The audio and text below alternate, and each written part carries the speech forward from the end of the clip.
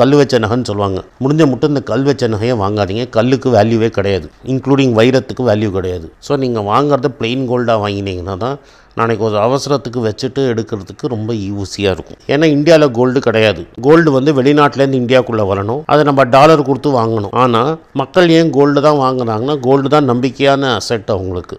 இப்போ என்ன மாதிரி ஆளுக்கு அது அசெட்டு கிடையாது. பட் ஆனால் ஒரு லோவர் மிடில் கிளாஸ் கிராமத்தில் இருக்கிறவங்க ஒரு மாதம் ஒரு 25,000 சம்பாதிக்கிற வரைக்கும் அவங்களுக்கு அதுதான் ரியல் அசெட்டு.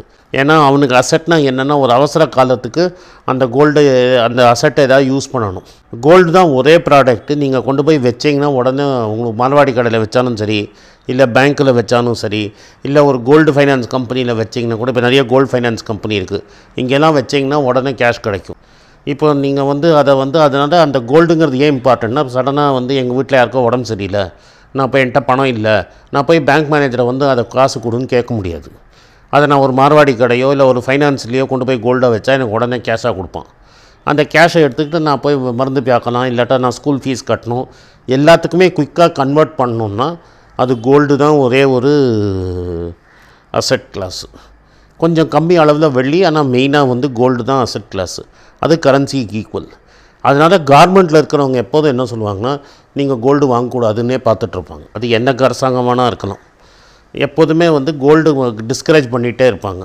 நீங்கள் பேங்க்கில் பணத்தை எஃப்டியாக போட்டிங்கன்னா உங்களுக்கு பார்த்தீங்கன்னா பர்ச்சேசிங் பவர் குறைஞ்சி போய்டும், அதனால உங்களுக்கு நஷ்டம். அதனால் லோவர் மிடில் கிளாஸ் வந்து பேங்க்கில் எஃப்டியாக வச்சா அவங்களுக்கு நஷ்டமாயிடும். அடுத்தது எங்கே வைப்பாங்க, நிலமாக வைப்பாங்க. நிலமாக வச்சா நிலத்தை நினச்சா கொண்டு போய் பேங்க்கில் வச்சா காசு தர மாட்டோம். ஸோ உங்களுக்கு அர்ஜெண்ட்டாக கேஷாக கன்வெர்ட் பண்ணுற ஒரே அசெட்டு கோல்டு தான். அதனால் எவ்வளோ நாள் ஆனாலும் மினிமம் லோவர் மிடில் கிளாஸில் இருக்கிறவங்க ஒரு அமௌண்ட்டு கோல்டு டெஃபினட்டாக வச்சுக்கணுங்கிறது ரொம்ப இம்பார்ட்டண்ட்டு. அதை தான் நம்ம முன்னோர்கள் சொல்லியிருக்காங்க, அதனால தான் நம்ம கோல்டு வச்சுக்கிறோம். இதுதான் காரணம், சர்க்கார் என்ன சொன்னாலும்.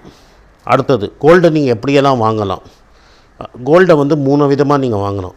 ஒன்று கோல்டு காயினோ இல்லை கோல்டு ஜுவல்லரியாவோ ஒன்று வாங்கலாம். அது ரெண்டுத்துக்கும் இருக்கிற டிஃப்ரென்ஸ் அப்புறமா சொல்கிறேன். கோல்டு இடிஎஃபாக வாங்கலாம், பேப்பர் கோல்டுன்னு சொல்கிறாங்க. நீங்கள் வந்து உங்கள் அக்கௌண்ட்டில் கோல்டாக வாங்கலாம். 3வது இப்போ கவர்மெண்ட் கோல்டு பாண்டுன்னு ஒரு ஸ்கீம் கொடுத்துருக்காங்க. இது 3த்துலேயும் இருக்குது. இந்த கோல்டு இடிஎஃப்பும் கோல்டு பாண்ட்லேயும் வாங்குறது முட்டாள்தரும். ஏன்னா கோல்டு இடிஎஃப் நீங்கள் கொஞ்சம் போய் ப்ளெட்ஜ் பண்ண முடியாது. கோல்டு பாண்டுங்கிறது என்னென்னா, கவர்மெண்ட்டு உங்களை நாளைக்கு வந்து இன்னொரு பெரிய அட்வான்டேஜ்னால் இந்த World War II இது மாதிரி பஞ்சம் இது மாதிரி சமயத்தில் மக்கள் ஊரை விட்டு போகணுன்னா, இப்போ சடனாக நீங்கள் இங்கேருந்து டெல்லியை விட்டு போகணுன்னா, இங்கேருந்து நீங்கள் கையில் தூக்கிட்டு எல்லா அசட்டையும் போடணும். அது கோல்டாக இருந்தால் ஈஸியாக எடுத்துகிட்டு போயிடலாம். அது மாதிரி ஜெர்மனியை விட்டு எல்லோரும் ஓடினவங்கலாம் கோல்டாக தான் எல்லா அசட்டையும் மாற்றி எடுத்துகிட்டு போனாங்க.